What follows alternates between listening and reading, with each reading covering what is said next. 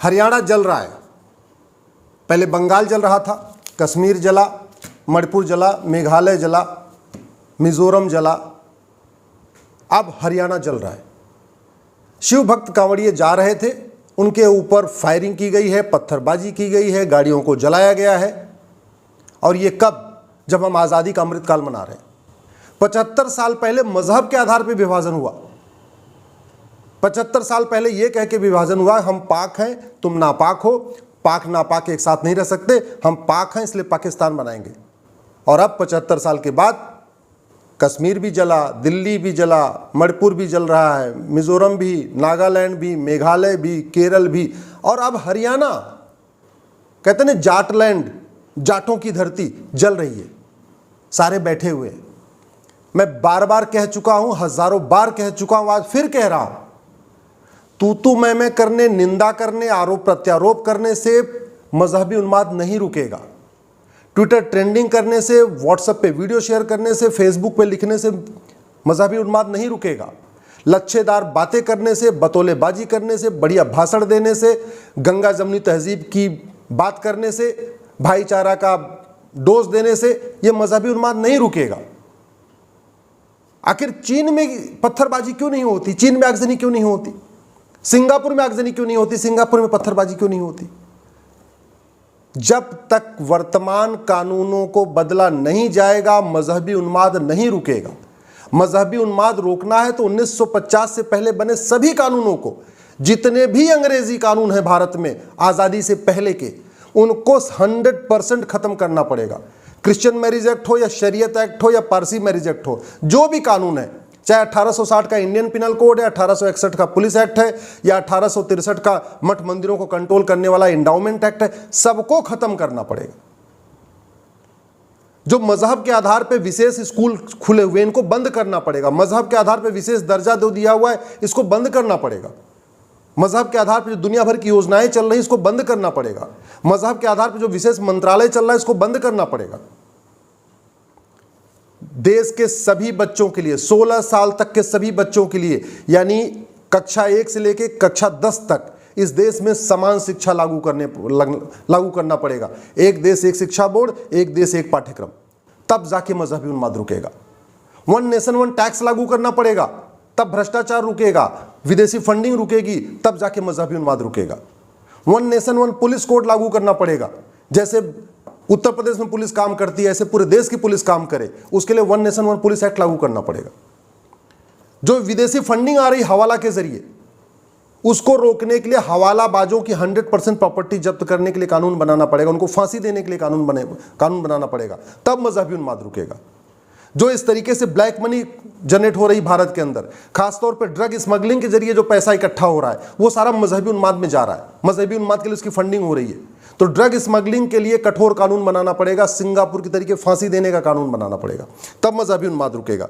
इसी तरीके से घुसपैठियों की 100% प्रॉपर्टी जब्त करने और आजीवन कारावास देने के लिए कानून बनाना पड़ेगा। घूसखोरी को देशद्रोह घोषित करना पड़ेगा। ये जितना अवैध काम होता है उसमें सब घूस ली जाती है। जितना घुसपैठियों का कागज वगैरह बनता है, सब घूसखोरी से बनता है। तो घूसखोरी और घुसपैठ के खिलाफ कठोर कानून बनाना पड़ेगा। कालाधन हवाला के खिलाफ कठोर कानून बनाना पड़ेगा।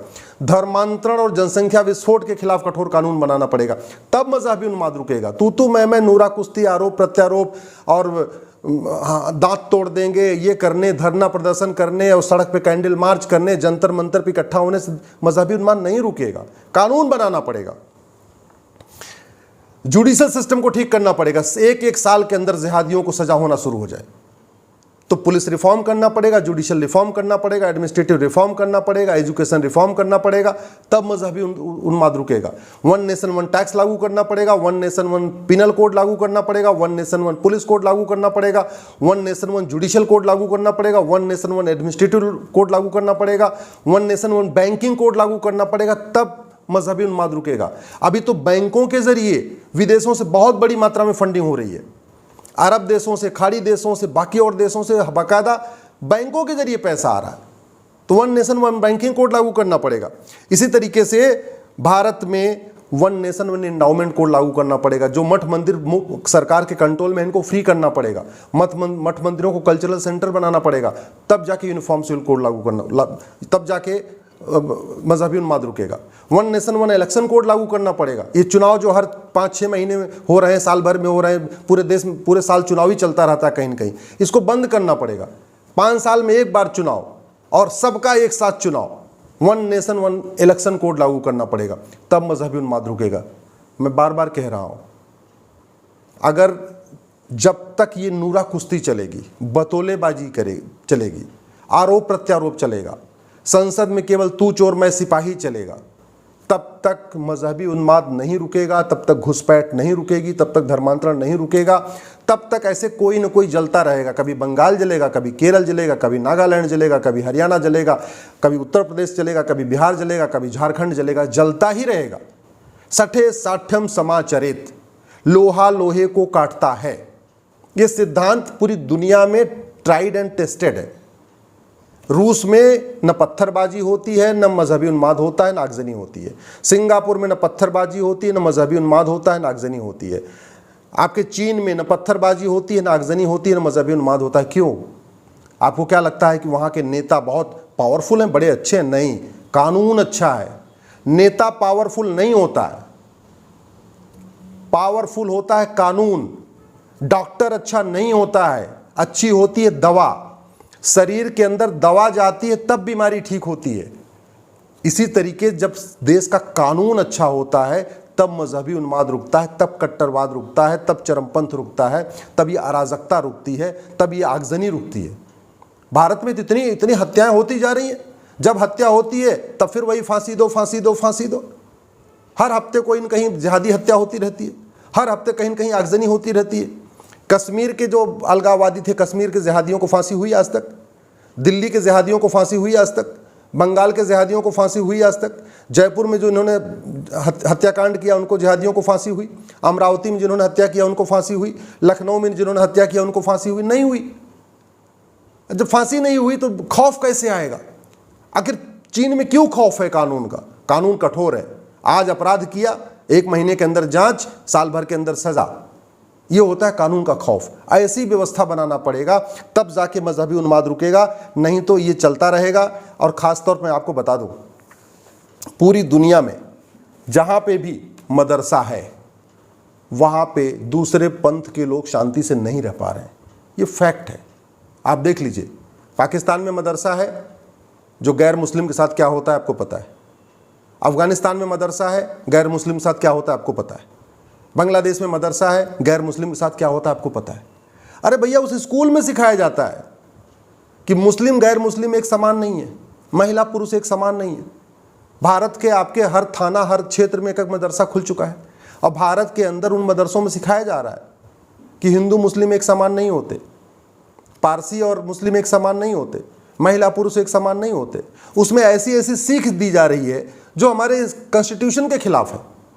मदरसों में जो टीचिंग है वो भारतीय परंपरा के खिलाफ है, भारतीय दर्शन के खिलाफ है, वसुधैव कुटुंबकम के खिलाफ है, नारी तू नारायणी के खिलाफ है, संविधान में जो इक्वेलिटी, जस्टिस, लिबर्टी, फ्रेटर्निटी लिखा है उसके खिलाफ है। तो जिन ऐसे स्कूल जहां जहर बोया जा रहा है, जहर सिखाया जा रहा है, सबको एक समान सिखाया नहीं जा रहा है, भाईचारा नहीं सिखाया जा रहा है, विश्व बंधुत्व नहीं सिखाया जा रहा है, नारी तू नारायणी नहीं सिखाया जा रहा है, वसुधैव कुटुंबकम नहीं सिखाया जा रहा है, सर्वधर्म समभाव नहीं सिखाया जा रहा है, उन स्कूलों को बैन क्यों नहीं कर देते? क्यों नहीं इस देश में समान शिक्षा लागू कर देते?